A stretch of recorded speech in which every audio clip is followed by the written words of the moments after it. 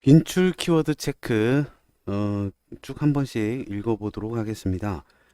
에, 에듀윌 기본서 부동산학 개론이고요.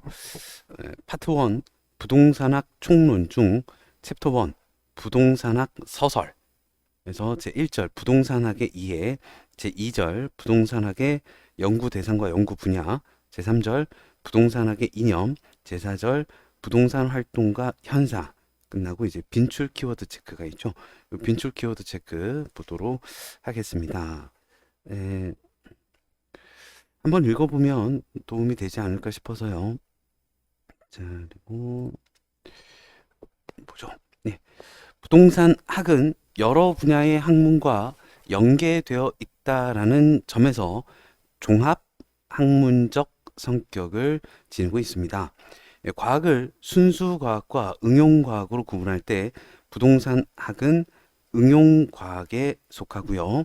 부동산 학은 복잡한 현대의 부동산 문제를 해결하기 위해서 학제적 접근을 취하는 전문적인 학문 영역으로 등장하였습니다. 4번 부동산학의 연구 대상은 부동산 현상 및 부동산 활동을 포함합니다. 부동산 활동 및 부동산 현상을 포함하는 것이 부동산학의 연구 대상이고요. 부동산학의 접근 방법 중 이러한 접근 방법은 부동산을 기술적, 경제적, 법률적 측면 등의 복합 개념으로 이해하여 이를 종합해서 이론을 구축하는 방법인데요. 이거를 종합식 접근 방법이라고 합니다.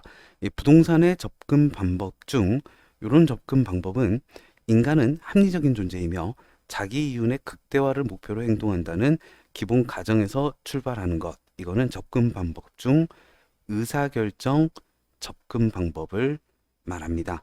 부동산학의 7번입니다. 부동산학의 일반 원칙으로서 능률성의 원칙, 경제성의 원칙, 그리고 안전성의 원칙을 들 수 있습니다.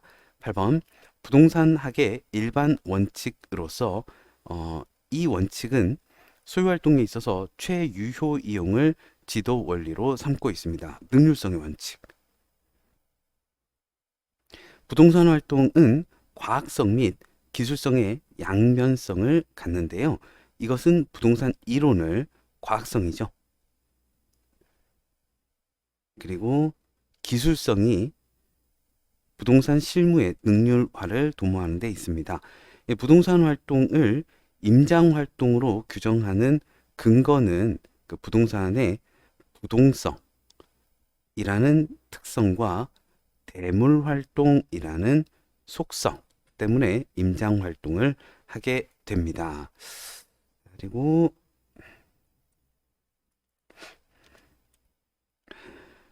부동산학 개론 파트 1 부동산학 총론 중 챕터 1 부동산학 서설 빈출 키워드 체크 풀었고요.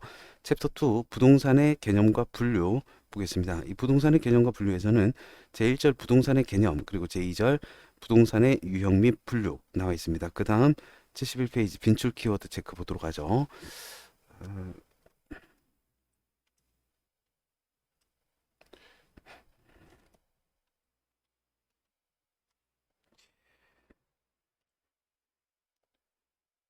부동산의 법률적 개념 중 협의의 좁은 의미의 부동산은 토지 및 정착물을 말합니다.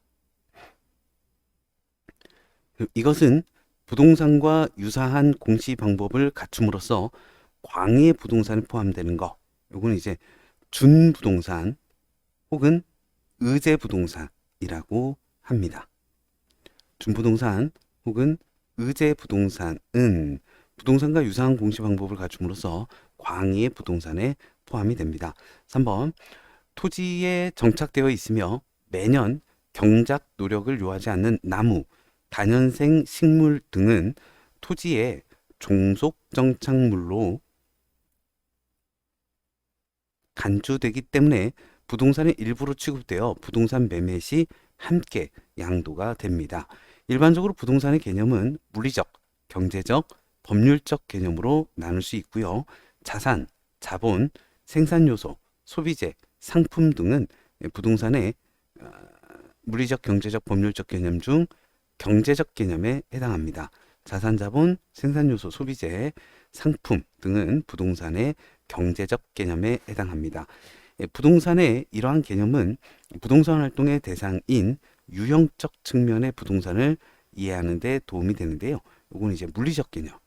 부동산의 물리적 개념은 부동산 활동의 대상인 유형적 측면의 부동산을 이해하는 데 도움이 됩니다. 6번. 공간으로서의 토지는 지표뿐만 아니라 지하와 공중을 포함하는 입체 공간을 의미합니다. 7번. 토지 지표를 토지 소유자가 배타적으로 이용하여 작물을 경작하거나 건물을 건축할 수 있는 등의 권리를 지표권이라고 합니다. 8번. 토지 소유자가 공중공간을 타인의 방해 없이 일정한 고도까지 포괄적으로 이용할 수 있는 권리를 공중권이라고 합니다. 9번. 토지 소유자가 지하 공간에서 어떤 이익을 얻거나 지하 공간을 사용할 수 있는 권리를 지하권이라 합니다. 10번입니다. 공간에서 창출되는 기대 이익의 현재 가치를 부동산 가치로 본다면 이는 부동산을 단순히 물리적 측면뿐만 아니라 경제적 측면을 포함하여 복합적 측면에서 파악한 것입니다. 그리고 11번. 공간정보의 구축 및 관리 등에 관한 법률상 하나의 지번을 가진 토지의 등록 단위를 필지, 하나의 지번을 가진 토지의 등록 단위를 필지라고 합니다. 12번. 인위적, 자연적, 행정적 조건에 의해 다른 토지와 구별되는 가격이 비슷한 일단의 토지는 획지입니다. 13번.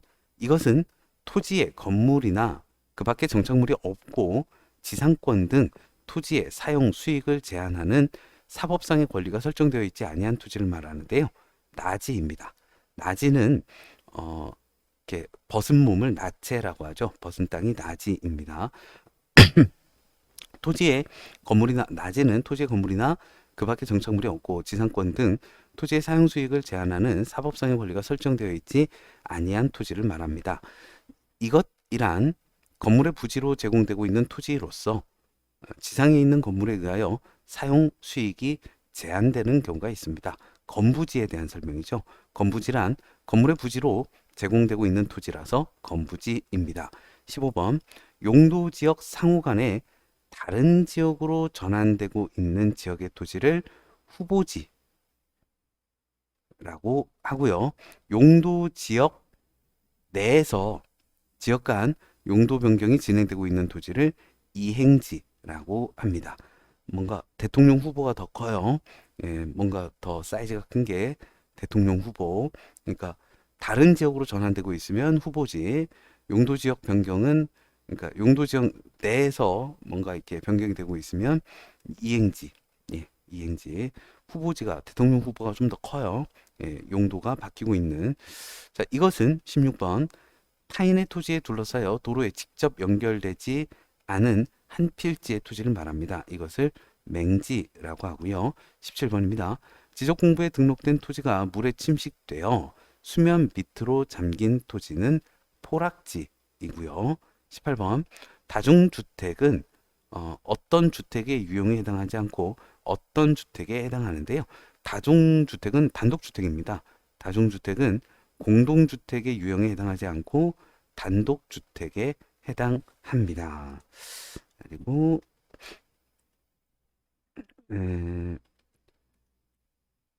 이제 부동산학 총론 챕터 1 부동산학 서설, 챕터 2 부동산의 개념과 분류 끝냈고요.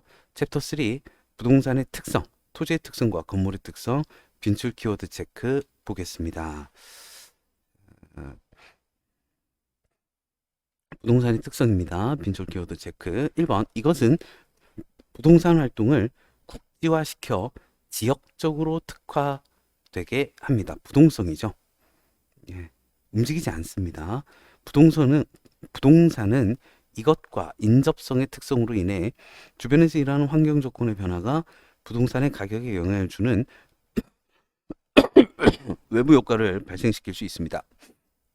부동성과 인접성의 특성으로 인해서 주변에서 일어나는 환경 조건의 변화가 부동산 가격에 영향을 주는 외부 효과를 발생시킬 수 있고요. 3번, 부동산은 어느 지역의 수요가 급증했다고 하더라도 다른 지역처럼 그 지역으로 이동할 수 없습니다.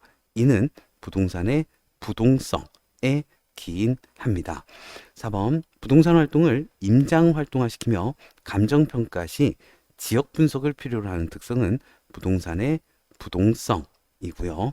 5번, 이것은 소유이익과 사용이익의 분리 및 임대차 시장의 발달 근거가 됩니다. 영속성입니다.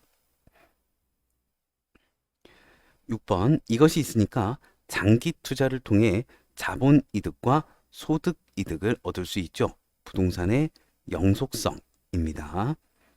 7번, 소모를 전제로 하는 재생산 이론과 감가상각이 적용되지 않게 만드는 토지의 특성은 영속성입니다. 8번, 토지의 가치 보존력이 우수한 것은 부동산의 영속성에 기인합니다. 9번, 이것으로 인해 토지 이용이 점차 집약화하는 경향이 있습니다. 부증성, 토지가 증가하지 아니하죠. 집약화하는 경향이 있습니다. 10번, 이것으로 인해 토지는 다른 생산물처럼 노동이나 생산비를 투입하여 순수한 그 자체의 양을 늘릴 수 없습니다. 늘릴 수 없다. 부증성. 토지의 부증성으로 인해 토지는 다른 생산물처럼 노동이나 생산비를 투입해서 순수한 그 자체의 양을 늘릴 수는 없습니다. 11번, 이것은 대상 부동산과 다른 부동산의 비교를 어렵게 하고 시장에서 상품 간 대체 관계를 제약합니다. 개별성이죠. 개별성은 대상 부동산과 다른 부동산의 비교를 어렵게 하고 시장에서 상품 간 대체 관계를 제약합니다. 12번, 이것은 부동성에서 연유된 특징으로 부동산은 물리적으로 완전히 동일한 복수의 토지는 있을 수 없다는 특성, 개별성에 대한 설명입니다. 개별성은 부동성에서 연유된 특징으로 부동산은 물리적으로 완전히 동일한 복수의 토지는 있을 수 없다라는 특성이고요. 13번, 이것으로 인해 특정 부동산에 대한 시장 정보의 수집이 어렵고 거래 비용이 높아질 수 있습니다. 개별성입니다. 부동산의 이제 개별성으로 인해 특정 부동산에 대한 시장 정보의 수집이 어렵고 거래 비용이 높아질 수 있습니다. 14번, 이것은 최유효 이용의 성립 근거가 됩니다. 용도의 다양성입니다. 용도가 다양하니까 가장 유용하게 쓰는 게 좋겠죠. 용도의 다양성은 최유효 이용의 성립 근거가 됩니다. 이것이 존재하므로 용도적 관점에서의 공급을 증가시킬 수 있습니다. 용도의 다양성이 존재하므로 용도적 관점에서의 공급을 증가시킬 수 있습니다. 16번, 이것은 부동산의 용도 전환을 통해 토지의 경제적 공급을 가능케 합니다. 용도의 다양성이죠. 용도의 다양성은 부동산의 용도 전환을 통해 토지의 경제적 공급을 가능케 합니다. 17번, 부동산의 위치가 고정됨으로써 부동산의 주변에서 일어나는 환경 조건들이 부동산의 가격에 항상 영향을 주게 된다. 그로 인해 부동산의 사회적, 경제적, 행정적 환경을 변화시키게 되는데요. 이를 위치의 가변성이라고 합니다. 17번, 부동산의 위치가 고정됨으로써 부동산의 주변에서 일어나는 환경 조건들이 부동산의 가격에 항상 영향을 주게 됩니다. 그로 인해서 부동산의 사회적, 경제적, 행정적 환경을 변화시키게 되는데 이를 위치의 가변성이라고 합니다. 자, 이제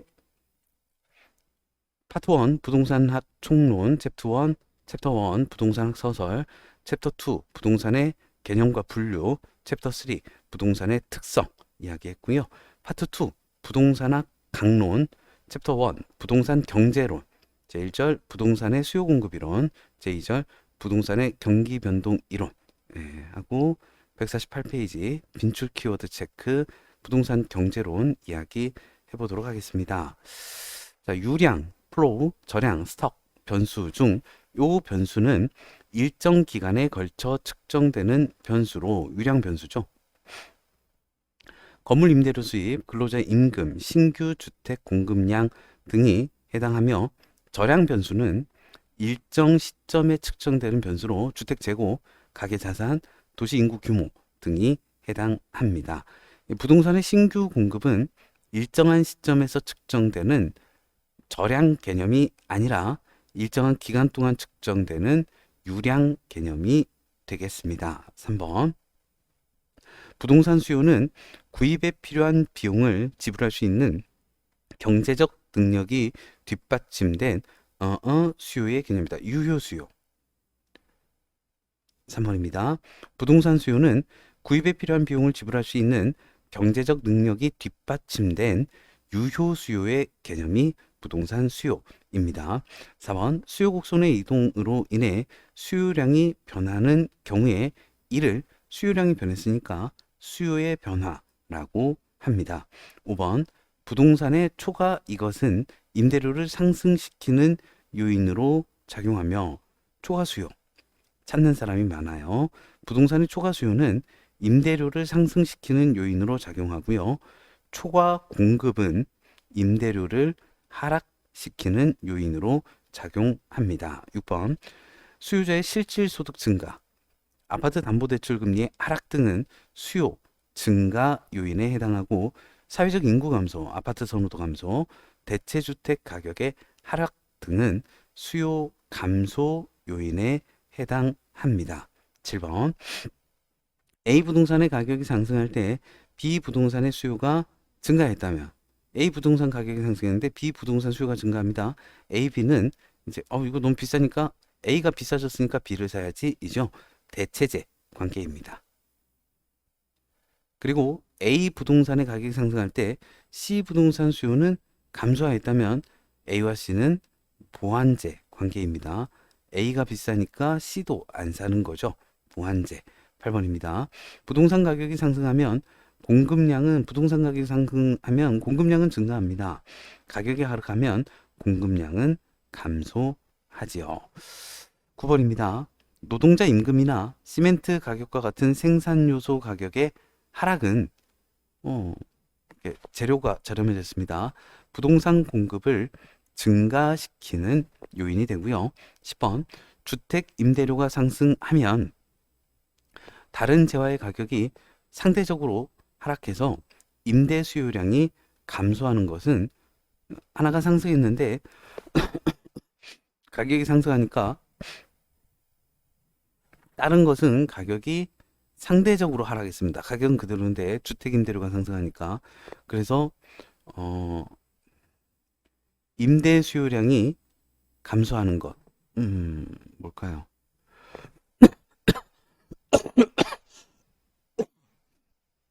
주택 임대료가 상승하면 다른 재화의 가격은 상대적으로 하락하는 거죠.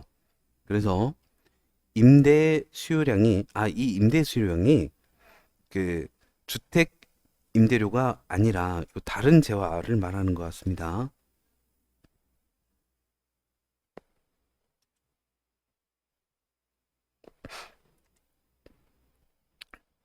주택 임대료가 상승하면 다른 재화의 가격은 상대적으로 하락하여 아니군요. 주택 임대료가 상승했습니다. 임대료가 상승했어요. 그래서 임대 수요량이 감소하는데 그 와중에 왜 감소하냐면 대체제가 있어서요. 대체제는 상대적으로 싸게 느껴지니까 10번은 좀 이상한 대체 효과에 대한 설명입니다. 11번입니다. 아파트와 단독주택의 관계가 대체제라고 가정할 때 아파트 가격이 상승하면 단독주택 수요가 증가합니다. 그리고 단독주택 가격은 상승하겠죠. 수요가 늘었으니까. 12번입니다. 균형 상태인 시장에서 건축 원자재 가격이 하락하면 공급이 증가하여 균형 가격은 공급이 증가했으니까 균형 가격은 하락하고요. 균형 거래량은 증가합니다. 여기서 공급이 이렇게 되면 거래량은 증가하고 가격은 하락합니다. 어느 부동산 가격이 5% 하락하였는데 수요량이 7% 증가했다면 이 부동산 수요의 가격 탄력성은 수요의 가격 탄력성, 이게 지금 가격 변화율 분의 수요량 변화율 하면 되겠죠. 가격 변화율이 5% 하락입니다. 5% 하락이고, 그리고 이제 수요량이 7% 증가했습니다. 1.4. 수요의 가격 탄력성, 가격 변화량 분의 수요량의 변화량. 그리고 14번입니다. 오피스텔에 대한 수요의 가격 탄력성이 2일 때 오피스텔 가격이 4% 가격이 오르면 수요량은 감소합니다. 얼마가 돼야 이가 될까요? 8% 수요량이 감소합니다. 부동산 수요의 가격 탄력성은 대체재의 존재 유무에 따라 달라질 수 있는데요. 대체재가 많으면 탄력성은 커집니다. 대체재가 많으면 부동산의 용도 전환이 용이하면 용이할수록 부동산 수요의 가격 탄력성은 커지죠. 네.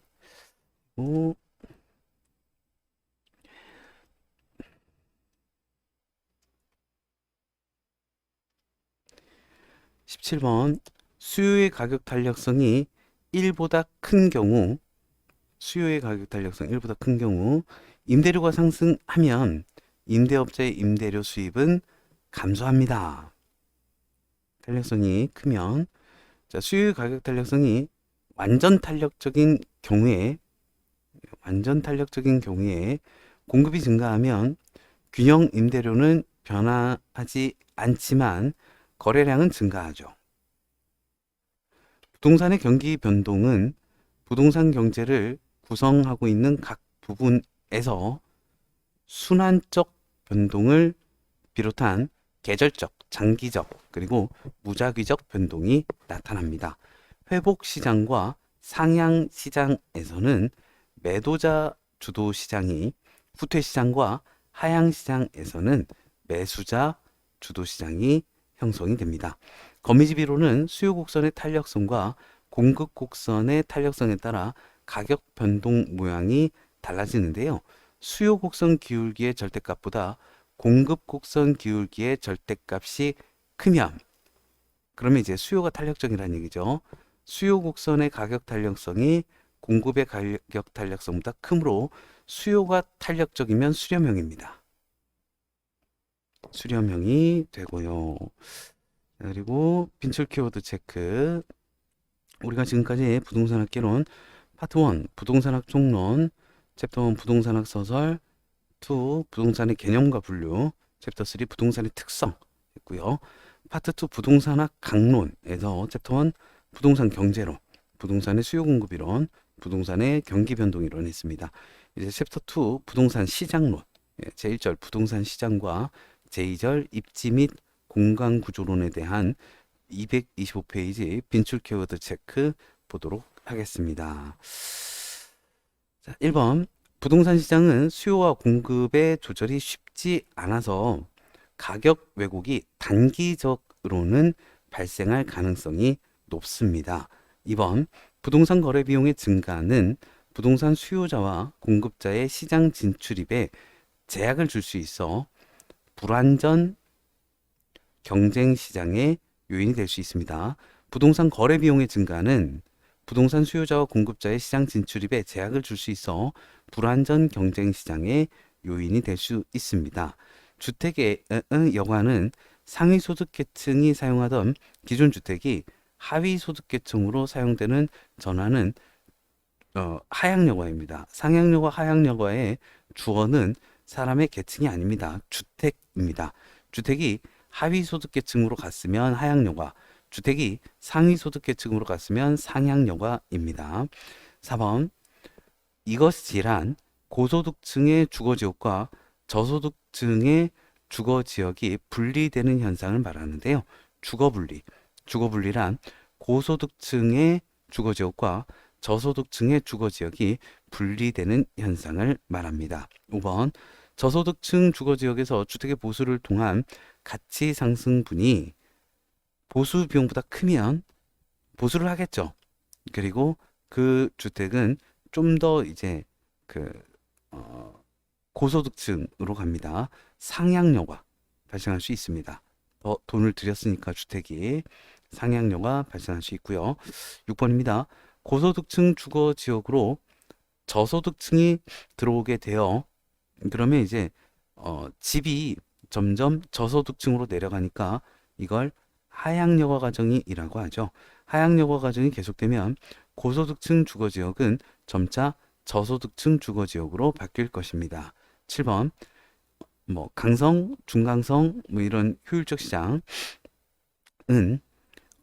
과거의 추세적 정보뿐만 아니라 현재 새로 공표되는 정보가 지체 없이 시장 가치에 반영되므로 공식적으로 이용 가능한 정보를 기초로 기본적 분석을 해서 투자해도 추가 이윤을 얻을 수 없다.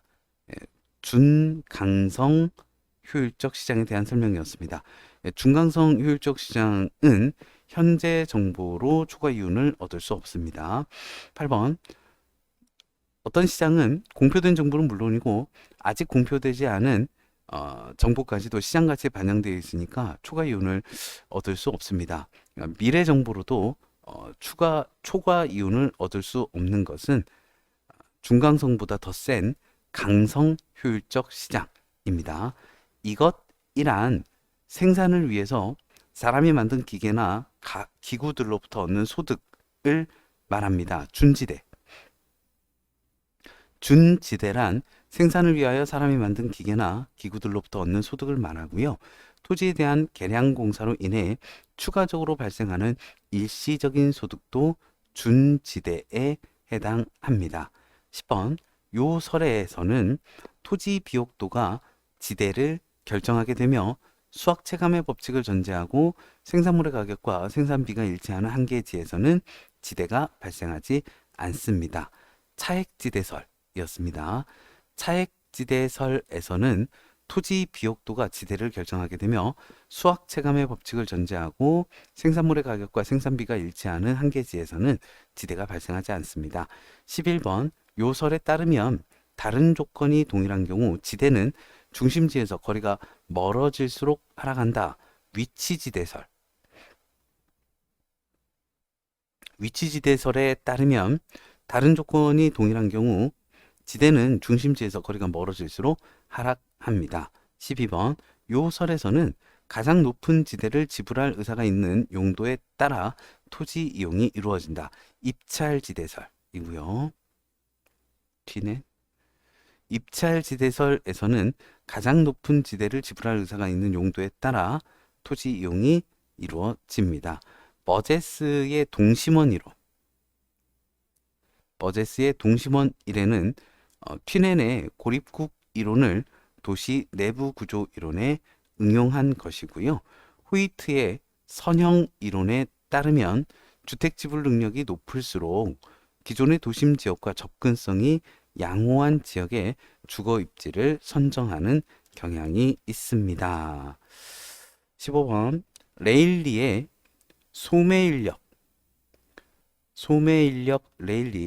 소매인력 법칙에 따르면 두 개 도시의 상거래 흡인력은 두 도시의 인구에 비례하고 두 도시의 분기점으로부터 거리의 제곱에 반비례합니다. 이것이란 중심지 기능이 미치는 최대의 공간 범위이며 공간적 한계의 거리를 의미하고 재화의 판매량이 0 또는 수요가 0이 되는 범위는 재화의 도달 범위입니다. 자, 재화의 도달 범위란 중심지 기능이 미치는 최대의 공간 범위이며 공간적 한계의 거리를 의미하고 재화의 판매량이 0 또는 수요가 0이 되는 범위를 재화의 도달 범위라고 합니다. 17번 점포는 동일 업종의 점포가 서로 한 곳에 모여서 입지해야 하는 유형의 점포입니다. 집재성 점포는 동일 업종의 점포가 서로 한 곳에 모여서 입지해야 하는 유형의 점포이고요.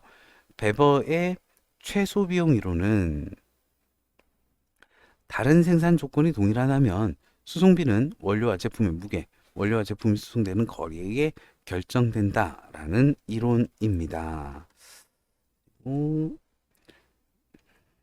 자, 우리가 파트 1 부동산학 총론, 부동산학 서설, 부동산의 개념과 분류, 부동산의 특성 했고요. 파트 2 부동산학 강론에서 부동산 경제론, 부동산의 수요 공급 이론, 부동산의 경기 변동 이론, 그리고 부동산 시장론, 부동산 시장 입지 및 공간 구조론 했습니다. 부동산 정책론, 부동산 문제와 부동산 정책에 대한 빈출 키워드 체크 보겠습니다.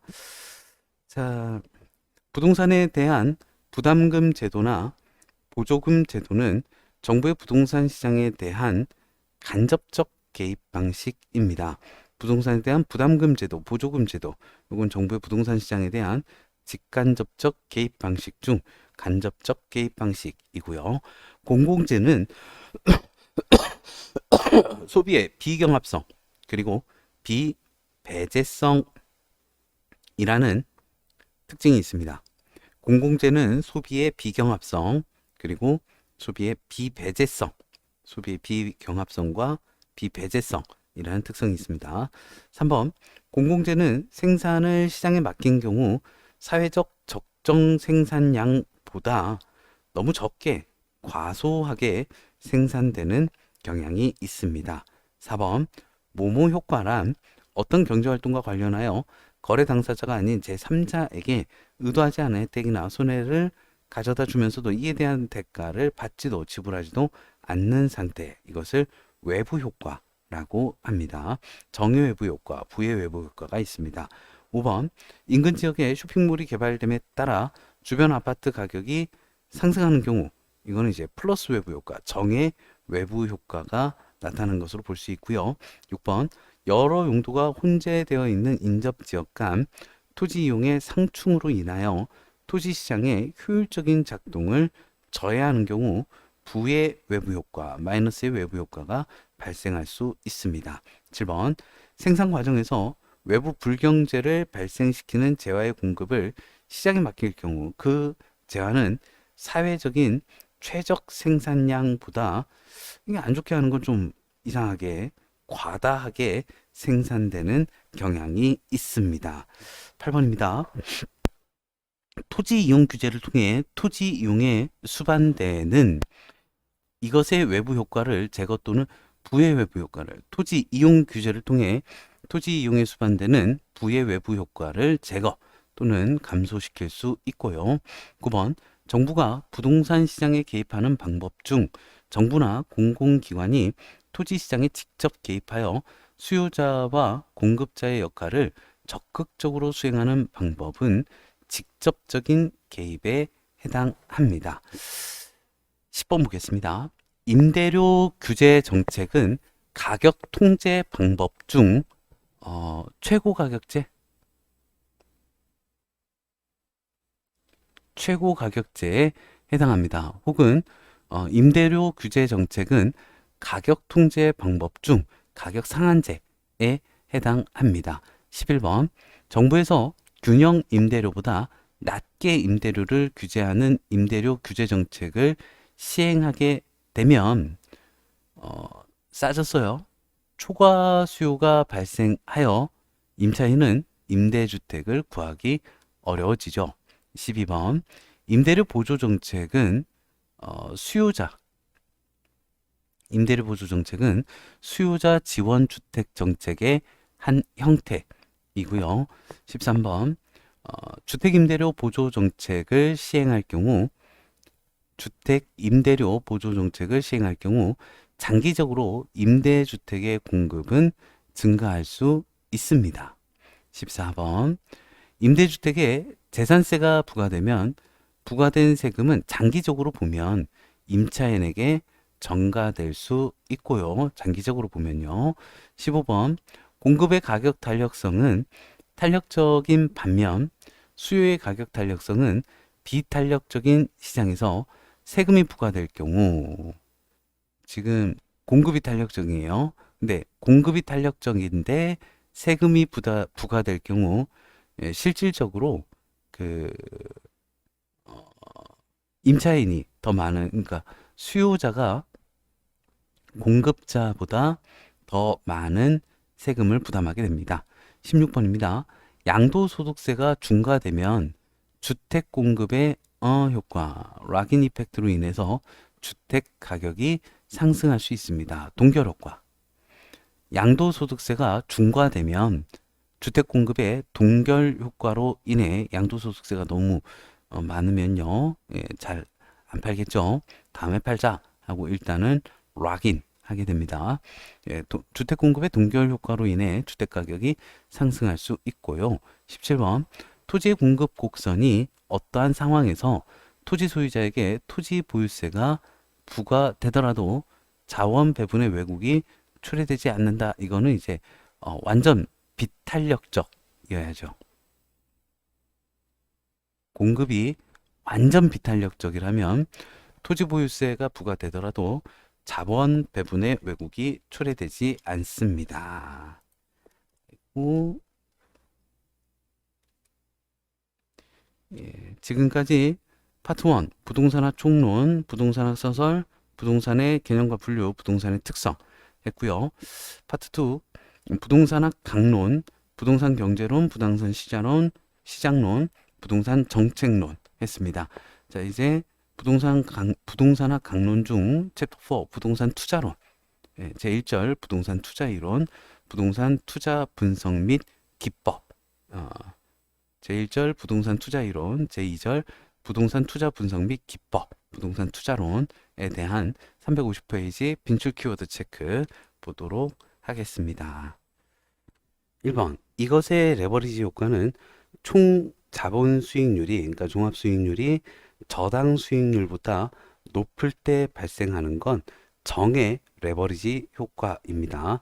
모모 위험이란 사무실의 관리, 근로자의 파업, 영업 경비의 변동 등으로 인해 야기될 수 있는 수익성의 불확실성을 폭넓게 지칭하는 개념인데요. 운영의 위험입니다. 운영 위험. 운영 위험이란 사무실의 관리, 근로자의 파업, 영업 경비의 변동 등으로 인해 야기될 수 있는 수익성의 불확실성을 폭넓게 지칭하는 개념입니다. 3번 모모 위험이란 대상 부동산을 현금화하는 과정에서 발생하는 시장 가치의 손실 가능성을 말하는데요. 유동성 위험 되겠습니다. 4번 투자 금액을 모두 자기 자본으로 조달할 경우 모모 위험을 금융위험, 그렇죠. 이제 이자가 오른다라든지 투자 금액을 모두 자기 자본으로 조달할 경우 금융위험을 제거할 수 있습니다. 5번 부동산 투자안이 채택되기 위해서는 기대 수익률이 요구 수익률보다는 커야 채택이 됩니다. 6번 투자자가 어떤 타입이라면 부동산 투자의 위험이 증가할 때 위험이 증가한 만큼 더 높은 수익을 요구합니다. 위험 회피형이라면요. 위험 회피형이라면 부동산 투자의 위험이 증가할 때 위험이 증가한 만큼 더 높은 수익을 요구하죠. 따라서 부동산 투자의 위험이 증가할 때 요구 수익률은 높아집니다. 7번 평균 분산 지배 원리에 따르면 A 투자안과 B 투자안의 기대 수익률이 같은 경우 A 투자안보다 B 투자안의 기대 수익률의 표준 편차가 더 크다면 A 투자안이 선호됩니다. 평균값에서 많이 벗어나 있다가 표준 편차이죠. 자, 8번입니다. 이러한 위험은 지역별 또는 용도별로 다양하게 포트폴리오를 구성하면 피할 수 있습니다. 비체계적 위험은 뭐 금리 상승 이런 거 말고요. 뭐 예를 들어서 A 회사가 뭐 분식 회계를 했다. 뭐 이런 거, 이런 게 이제 비체계적 위험이죠. 비체계적 위험은 지역별 또는 용도별로 다양하게 포트폴리오를 구성하면 피할 수 있습니다. 자, 9번 경기 변동, 인플레이션, 이자율의 변화 등에 의해 야기되는 시장 위험은 피할 수 없는 위험으로 이를 체계적 위험이라고 합니다. 그리고 경기 변동, 인플레이션, 이자율 변화 등에 의해 야기되는 시장 위험은 체계적 위험이라고 불립니다. 피할 수 없죠.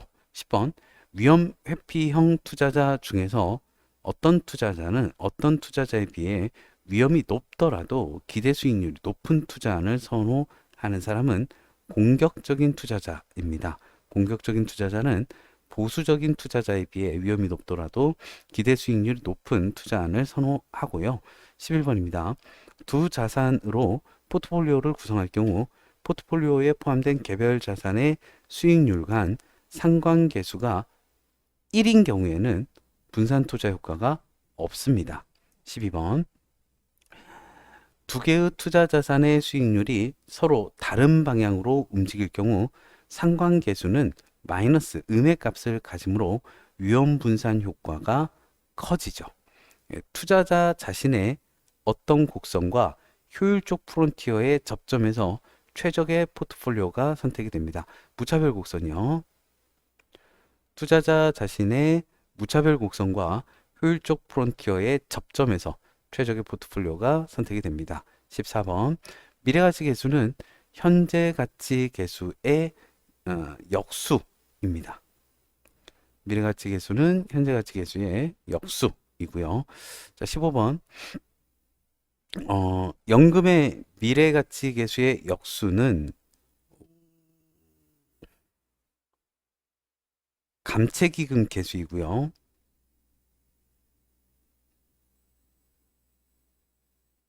연금의 현재 가치 계수의 역수는 저당 상수입니다.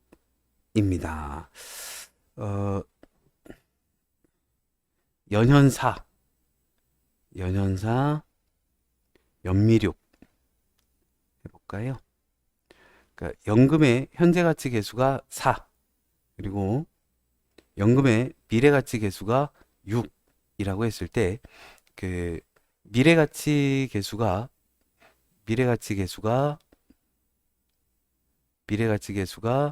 4분의 6, 그리고 그 일시불의 현금 가치 계수가 6분의 4. 그러니까 미래 가치 계수랑 현재 가치 계수는 역수 관계이고요. 그리고 저당 상수가 그 4분의 1, 그리고 감채기금 계수가 6분의 1. 그러니까 미래가치 계수의 연금의 미래가치 계수의 역수가 감채기금 계수, 연금의 현재가치 계수의 역수가 저당상수입니다. 16번. 요 계수는 미래에 사용할 금액을 적립하기 위해서 매월의 적립금을 계산할 때는 그 전체 금액에다가 감채기금 계수를 곱해주면 됩니다. 그리고 17번. 그 주택 마련을, 그럼 이제, 최종액이 얼마가 나올지 계산도 되고요. 최종액에다가 감채기금 계수를 곱해주면 얼마씩 납입을 해야 되는지 납입금이 나오게 됩니다. 주택 마련을 위해 은행으로부터 원리금 균등 분할